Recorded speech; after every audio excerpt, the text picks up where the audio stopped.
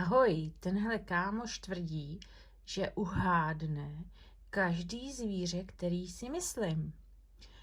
Vyzkoušíme to. Budu si myslet zvíře třeba žirafu. A zkusíme, jestli to uhodne. Jdeme na to. Nazdárek, chceš si zahrát? Výborně, miluji hádání zvířat, hlavně když vím, že pokaždé vyhraji. Mysli si zvíře, řekni hra a pustíme se do toho. Hra. Výborně, budu se tě ptát.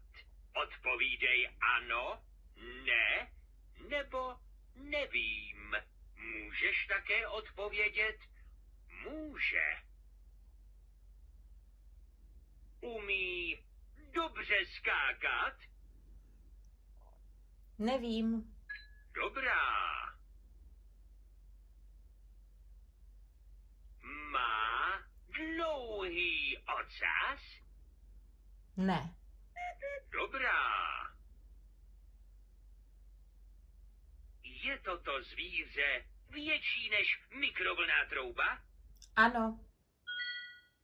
Velmi zajímavé. Má toto zvíře 4 nohy? Ano. Aha, chápu.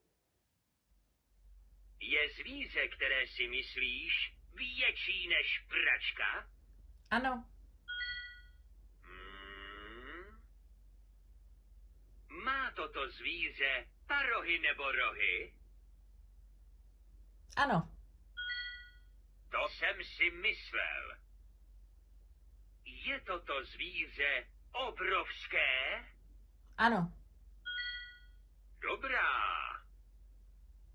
Je zvíře, které si myslíš, nebezpečné?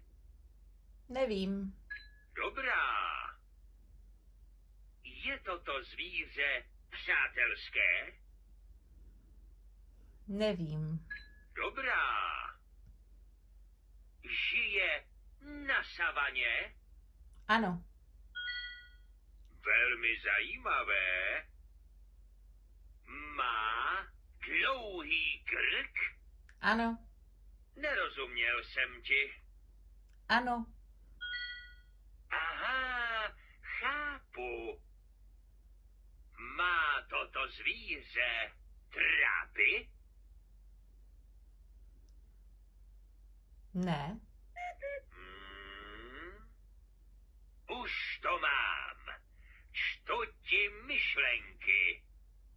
Mám pocit, že zvíře, které si myslíš, je žirafa. Ano. Je to tak?